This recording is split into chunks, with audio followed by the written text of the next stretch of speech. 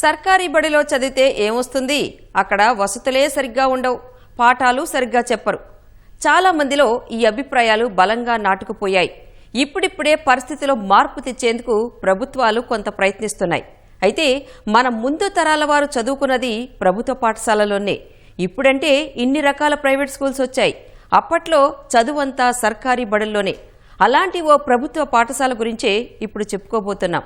అల్లూరి సీతారామరాజు జిల్లా ముంచంగిపుట్టు మండలంలో కిలగాడ అనే ఓ చిన్న గిరిజన గ్రామంలో ఉన్న బడి అది.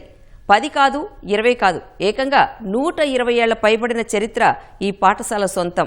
అంతేకాదు, ఇక్కడ వానమాలు దిద్దిన వారంతా ప్రస్తుతం ఉన్నత స్థానాల్లో ఉన్నారు, ప్రభుత్వ ఉద్యోగాలు సాధించారు.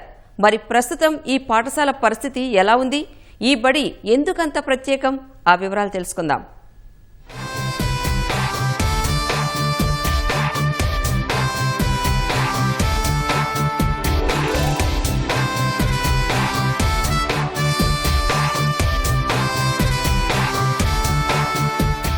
ఇక్కడ మనం చూస్తున్నది ఓ పాఠశాల.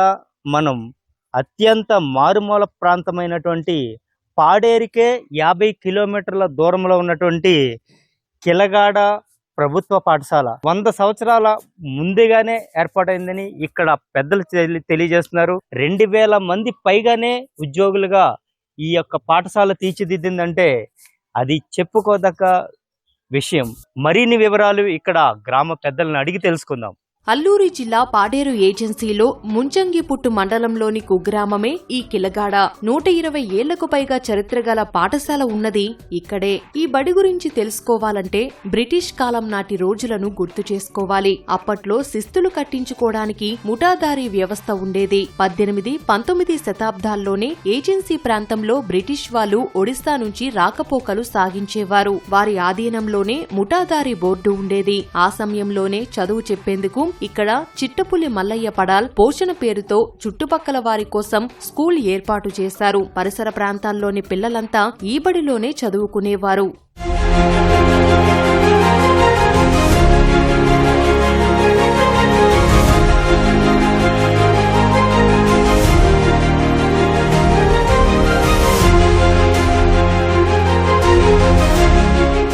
బడులలో చదువు చెప్పడం సాధారణమే, కానీ ఈ కిలగాడ పాఠశాలలో మాత్రం చదువుతో పాటు క్రమశిక్షణ కూడా నేర్పిస్తారు. ఇదంతా బాగానే ఉంది, కానీ అప్పట్లో ఈ బడికి వెళ్లడానికి సరైన రోడ్డు కూడా ఉండేది కాదు. రహదారికి ఈ పాఠశాలకు సుమారు 2 కిలోమీటర్ల దూరం ఉంటుంది. అందరూ కాలినడకనే ఏదో విధంగా రోజూ వచ్చి వెళ్లేవారు. కాస్త చీకటి పడిందంటే కిరోసిన్ దీపాలే దిక్కు. కరెంటు సౌకర్యం కూడా ఉండేది కాదు. అందుకే ఈ దీపాల వెలుగులోనే చదువుకునేవారు. ఈ స్కూల్ కి 120 ఏళ్లకు పైబడిన చరిత్ర ఉన్నప్పటికీ ప్రభుత్వ రికార్డుల ప్రకారం మాత్రం 1926లో ప్రారంభమైంది.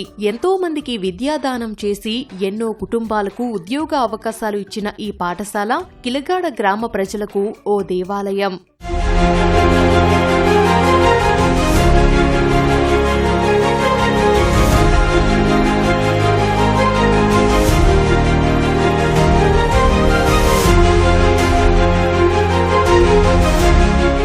కొన్నేళ్లుగా పరిసర ప్రాంతాల్లో ఎన్నో ప్రైవేట్ స్కూల్స్ వచ్చాయి, కానీ విద్యా బోధనలో కిలగాడ ప్రభుత్వ పాఠశాలకు అవి సాటి రాలేకపోతున్నాయి. రోడ్డుకు దూరంగా ఉన్నప్పటికీ విద్యార్థులు నడుచుకుంటూ అయినా వచ్చి ఇక్కడ చదువుకుంటున్నారు. అలా ఉంటాయి ఇక్కడ విద్యా ప్రమాణాలు.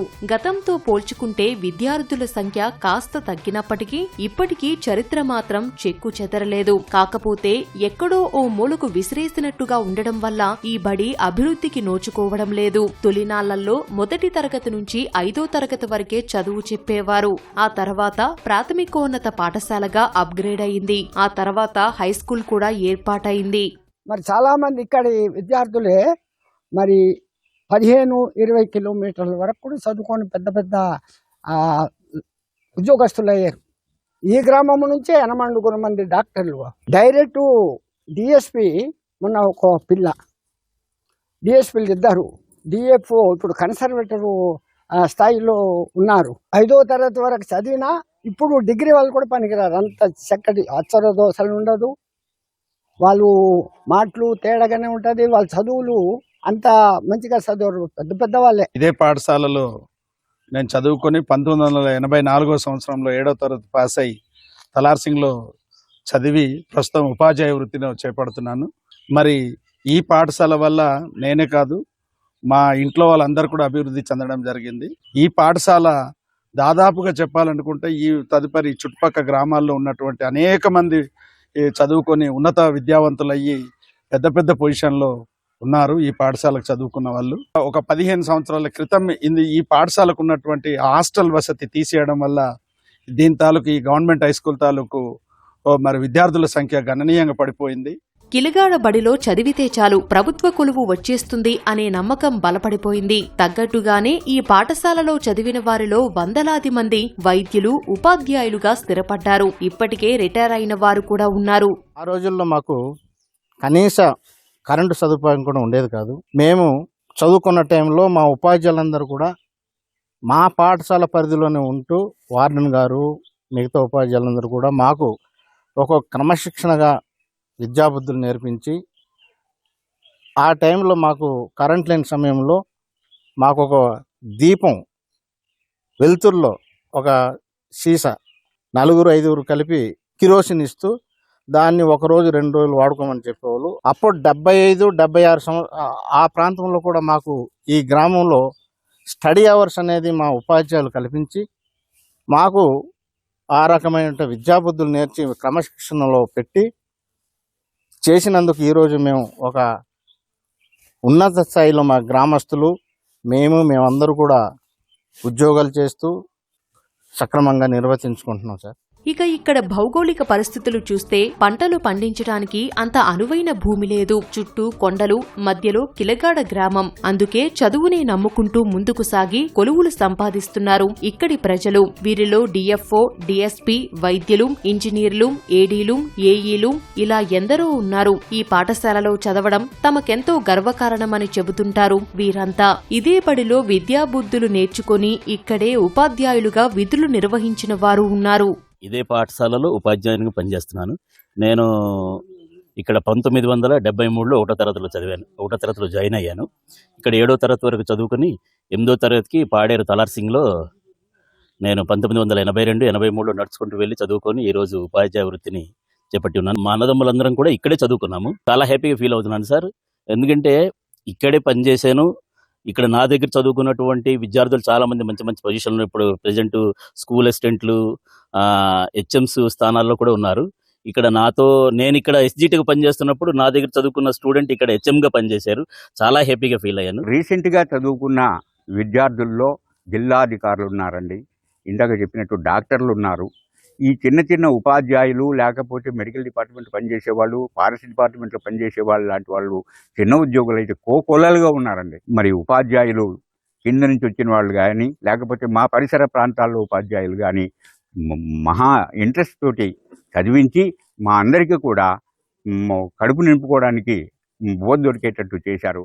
ఇంత ఘనచరిత్ర ఉన్న ఈ పాఠశాలలో కొన్ని సమస్యలు ఉన్నాయి. హైస్కూల్ గా అప్గ్రేడ్ అయినప్పటికీ హాస్టల్ సౌకర్యం తొలగించడం ఇబ్బందికరంగా మారింది. ఈ కారణంగానే విద్యార్థుల సంఖ్య కాస్త తగ్గింది. ఇక ఈ గ్రామం కూడా ఎలాంటి అభివృద్ధికి నోచుకోకపోవడం మరో సమస్య. అందుకే పూర్వ విద్యార్థులే రంగంలోకి దిగారు. తలా ఇంత చందాలు వేసుకుని పాఠశాలను అభివృద్ధి చేసుకోవాలని నిర్ణయించుకున్నారు. దాదాపు 10 లక్షల రూపాయల ఖర్చుతో గ్రౌండ్ ను చదును చేశారు. మరికొన్ని అభివృద్ధి పనులు చేసేందుకు ఆసక్తి చూపిస్తున్నారు.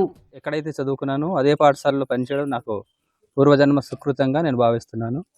ఇదే పాఠశాల సుమారు 120 సంవత్సరాలు పూర్తి చేయబడి ప్రస్తుతం శతాబ్ది ఉత్సవాలు జరుపుకునేటువంటి కార్యక్రమంలో ఈ పాఠశాల యొక్క దయనీయమైనటువంటి పరిస్థితి చూస్తే చాలా బాధేస్తుంది.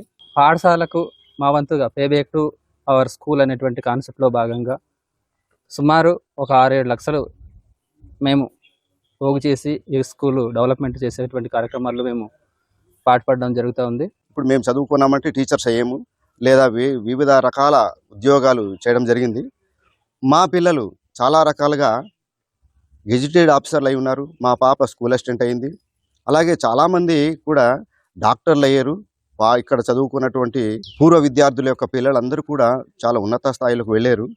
కానీ పాఠశాల రుణం తీర్చుకుందామనే తరుణం వచ్చిందనేసి మేమంతా కూడా ఏకమై మన వంతు సహాయంగా పాఠశాలకు మనం ఏం చేస్తే బాగుంటుందని చెప్పేసి వ్యక్తిగతంగా మేమందరూ కూడా విరాళాలు, వాళ్ళకు తోచినంత విరాళాలు సేకరించి చాలా పెద్ద గ్రౌండ్, మండల గ్రిక్ మీటు ఏర్పాటు చేసుకునేటంత గ్రౌండ్ తయారు చేసుకోవడం జరిగిందండి. ఇక్కడ ఉన్నటువంటి అభివృద్ధిని తాముకు తామే చేయి కలిపి చేసుకుంటున్నాము.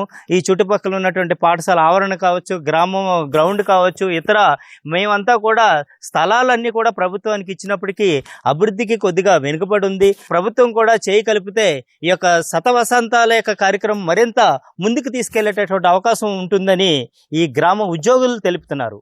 అల్లూరు సీతారామరాజు జిల్లా ముంచింగ్పుట్ మండలం కిలగాడ పాఠశాల నుంచి శివ, ఈటీవీ న్యూస్.